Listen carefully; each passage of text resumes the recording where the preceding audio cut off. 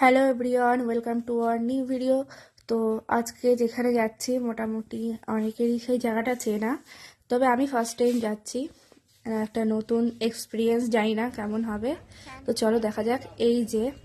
এই গলিটা অনেকেরই চেনা, বিশেষ করে যারা ফুড ব্লগার আছে তাদের তো খুবই চেনা গলি। আর এই যে চিত্তবাবুর দোকান, যেখানে কিনা চিকেন স্টু খুব ফেমাস, তবে আমরা কখনো ট্রাই করিনি। মানে পাশে ডিউটি করলে কি হবে, যে এখানে এসে কখনো কিছু খাওয়া, সেটা কখনো হয়নি। তো এটা হলো ধর্মতলার ডেকার্স লেন, মানে এসপ্ল্যানেটেই।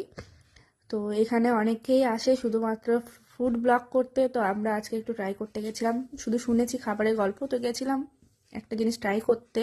তো সেটা রিভিউ দেখাবো। আর এই যে মেইন যে এই অরুণদা,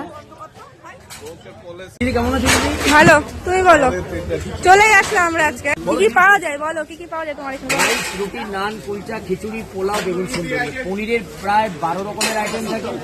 ফুলকপি, গন্ধরা, চানা পনির, ডালমা আচ্ছা, পনির, পনির ভর্তা, এই হচ্ছে আমাদের খিচুড়ি। এই হচ্ছে আমাদের খিচুড়ি। মোটামুটি সবকিছুই নিরামিষ এখানে। দাদা গাড়িটা লাগাবেন না ওখানে। হোটেল।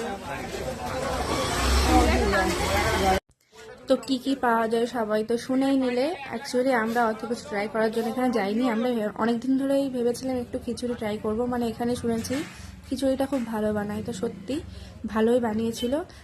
আমি তো বাইরে তেমন খাই না, তবে এখানে খেয়ে দেখলাম খারাপ না, খাবারটা মোটামুটি ঠিকঠাক ছিল। আর কারা কারা এখানে এসছো অবশ্যই কমেন্ট করে জানিও। এই জায়গাটা কার কার চেনা সেটাও বলো অবশ্যই।